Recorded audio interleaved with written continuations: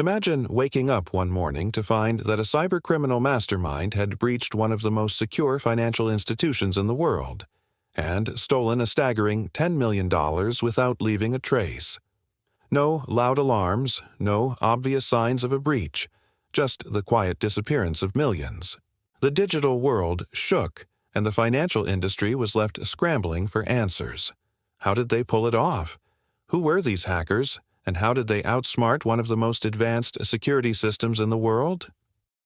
Stay tuned as we take you through one of the most shocking, sophisticated, and mind-blowing cyber heists in history. The unlikely target. A digital fortress.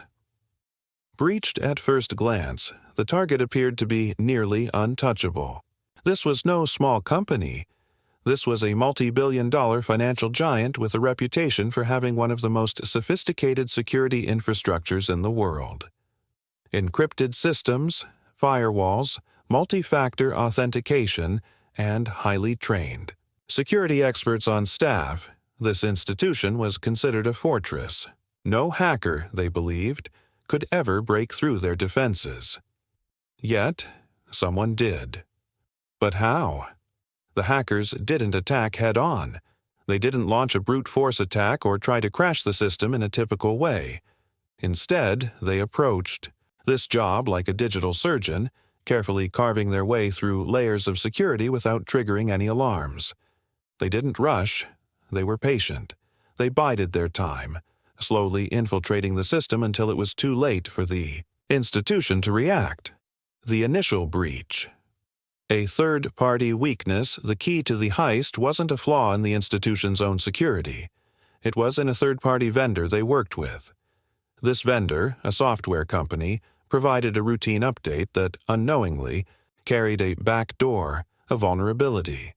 The hackers, already months ahead of their plan, were aware of this weak link. They didn't rush to exploit it. They waited for the perfect moment. The update was installed by the financial institution's IT team, unaware that it contained malicious code designed to bypass the most sophisticated firewalls. The breach wasn't discovered immediately because it was designed to stay dormant, hidden, deep within the network. The hackers were in, and the clock was ticking. Little did the company know their fortress had a hidden entrance, and the hackers had just found it. Social engineering, the human factor. The next phase of the heist involved the human element. This is where the hackers got even more creative. They initiated a targeted social engineering campaign, convincing employees, key members of the team who had access to sensitive data, into giving up their login credentials. It wasn't a traditional phishing email asking for bank account details. Instead, they impersonated trusted colleagues, sent official-looking documents, and built rapport with the employees. Through careful psychological manipulation, they gained access to critical systems without triggering any alarms. It was all part of a well-orchestrated plan. By now, the hackers had access to more than just the software. They had the keys to the kingdom. They understood the institution's operations inside out. They knew exactly where to go and when to strike. The digital heist. $10 million disappears without a trace on the night of the hack. Everything was set. The hackers had mapped out their route. They knew exactly which accounts to target and how to move the money undetected. They didn't make a direct transfer. Instead, they employed an advanced method of moving the funds in small, seemingly insignificant transactions spread across multiple accounts. Each movement was masked by encryption, and each account was carefully chosen to avoid detection. They didn't just use one method to hide the funds. They employed multiple layers of deception. Offshore accounts, shell companies, and cryptocurrencies were just a few of the tactics they used. At the same time, they deployed a series of decoys, fake transactions, manipulated logs, and clean data trails to confuse investigators. The money wasn't stolen in a single obvious movement. No, they were cleverer than that. In total, $10 million was siphoned away, spread across different regions and currencies, making it nearly impossible to trace. By the time anyone realized what had happened, the hackers were long gone. vanishing into the depths of the dark web. The panic. An industry in shock. When the breach was finally discovered, it sent shockwaves through the institution. Employees and executives were in a state of disbelief. How could this have happened? The financial sector prides itself on security, yet here they were, the victims of one of the largest digital heists ever recorded. The hackers had used cutting-edge methods, exploiting not just the technology, but the human weaknesses that often go overlooked. The company immediately locked down systems and called in a team of cybersecurity experts to investigate. They quickly realized the depth of the breach. The hackers hadn't just taken money. They'd left behind a trail of digital fingerprints, but it wasn't enough to easily identify them. The next steps were critical. Find the criminals, stop the flow of stolen funds, and learn from the attack. But, as they soon learned, this wasn't going to be a typical investigation. The hunt. A global search for the masterminds. As the news of the breach spread, an international investigation was launched. Authorities from different countries worked in tandem, pooling resources and expertise to track down the hackers. But the culprits were careful.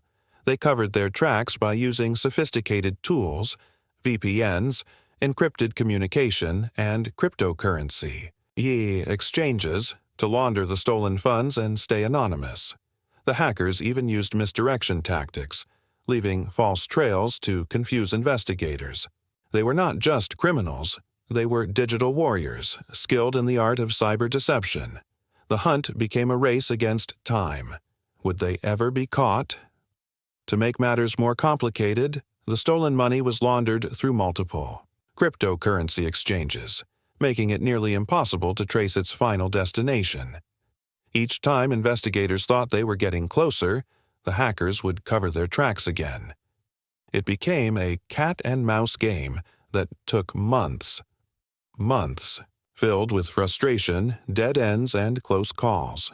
The ripple effect. A new era of digital crime. The impact of the $10 million hack went far beyond just the financial institution. The breach sent ripples throughout the entire industry. Financial organizations, from banks to credit agencies, were forced to reevaluate their security protocols. Regulatory bodies issued urgent memos, calling for stronger security standards, tighter regulations for third-party vendors, and greater transparency in reporting cyber incidents. In many ways, the attack was a defining moment, signaling that the threat of digital crime had reached new heights. This wasn't just an attack on a single organization. It was an attack on the very foundation of trust in the global financial system.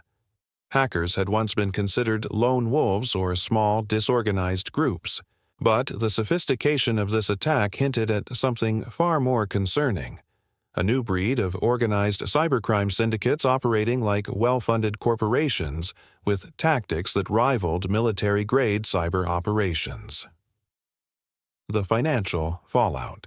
Beyond the stolen millions, the immediate financial fallout of the breach wasn't just the $10 million stolen, it was the long-term costs. The financial institution faced massive losses in reputation.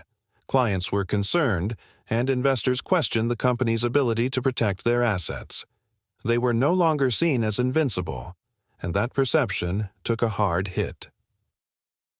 The institution was forced to spend millions on recovery, including hiring top-tier cybersecurity firms to audit their systems and rebuild their infrastructure. Furthermore, regulators stepped in, imposing fines and penalties for not meeting the necessary security standards.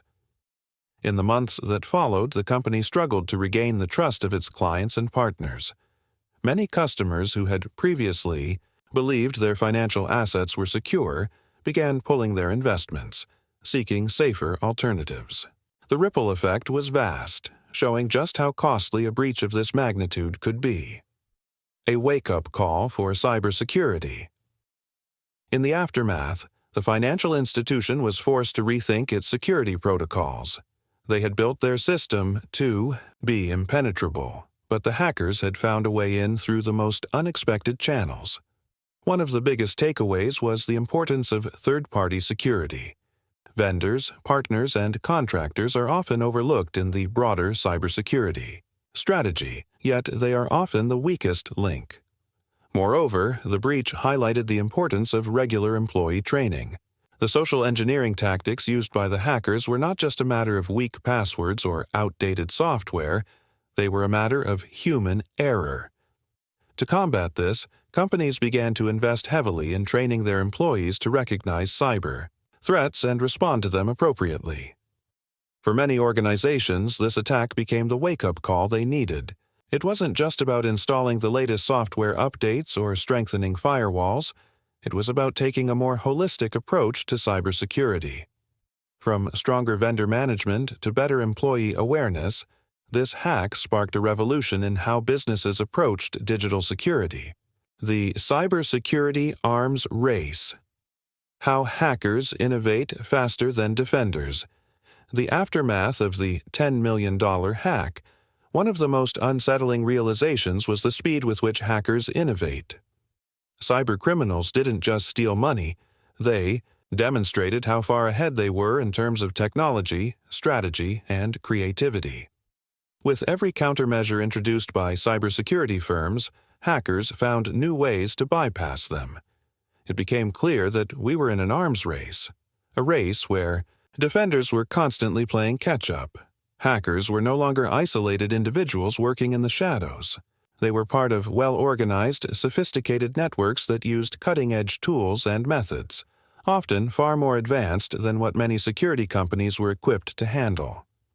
As a result, the digital war between criminals and defenders reached new heights, with both sides continually developing new weapons for the battle. A digital age of risk and innovation. As the investigation into the $10 million hack continues, one thing is clear. We live in an age where the line between the physical world and the digital one is becoming increasingly blurred. A breach of this magnitude demonstrates the risks we face in our interconnected world, where money, information, and identities can be stolen with a few keystrokes. But it also shows us the resilience of the human spirit. We learn, adapt, and innovate. The world of cybersecurity may never be the same again, but as long as we continue to evolve and learn from events like the $10 million hack, we stand a fighting chance in the digital war that's unfolding right before our eyes. The digital fight isn't over.